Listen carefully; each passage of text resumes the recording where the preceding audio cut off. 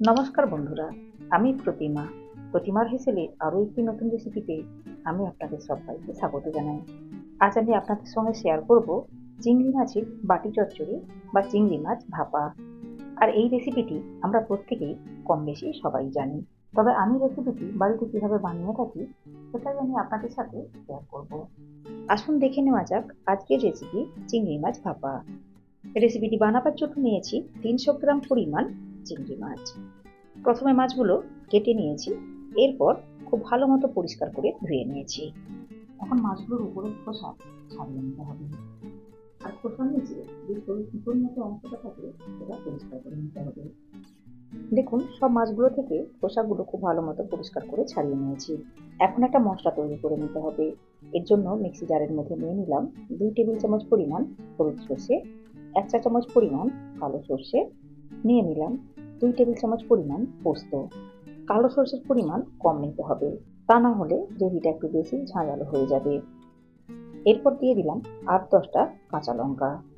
এরপর পরিমাণ মতো জল দিয়ে ঢাকনা বন্ধ করে গোটা মশলার স্মুথ পেস্ট তৈরি করে নিতে হবে। দেখুন, গোটা মশলার খুব ভালো মতো পেস্ট তৈরি করে নিয়েছি।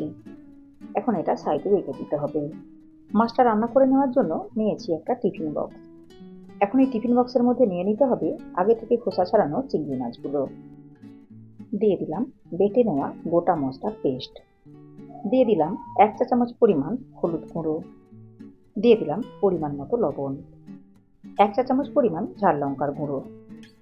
তবে ঝালের পরিমাণ একটু বুঝে দিতে হবে। আমি গোটা মশলা বেটে নেওয়ার সময় কাঁচা লঙ্কা ব্যবহার করেছি।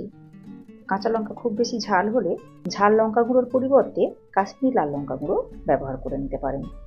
এরপর দিয়ে দিলাম 2 টেবিল চামচ পরিমাণ সর্ষের তেল। এখন সমস্ত উপকরণগুলো মাছের সাথে খুব ভালো করে মিশিয়ে নিতে হবে। দেখুন, মাছের সাথে মশলা খুব ভালো মতো মিশিয়ে নিয়েছি। মিক্সির বাটি দিয়ে খুবই সামান্য পরিমাণ জল দিয়ে দিয়েছি মাছের মধ্যে। আবার একবার নাড়াচাড়া করে খুব ভালো মতো মিশিয়ে নিতে হবে।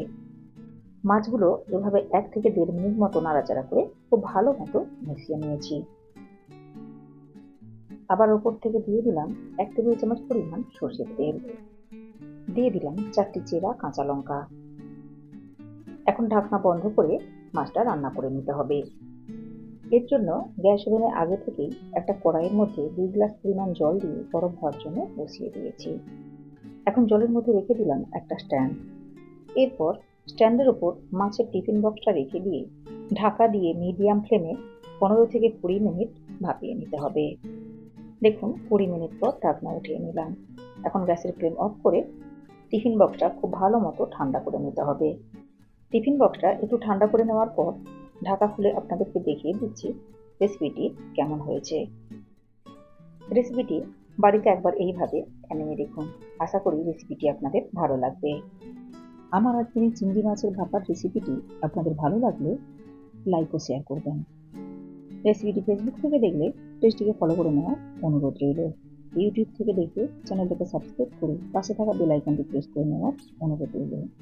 এতে করে আমি চ্যানেলে যখনই কোনো নতুন ভিডিও আপলোড করব, সাথে সাথে নোটিফিকেশন পৌঁছে যাবে আপনার কাছে। ভালো থাকবেন, সুস্থ থাকবেন। ধন্যবাদ।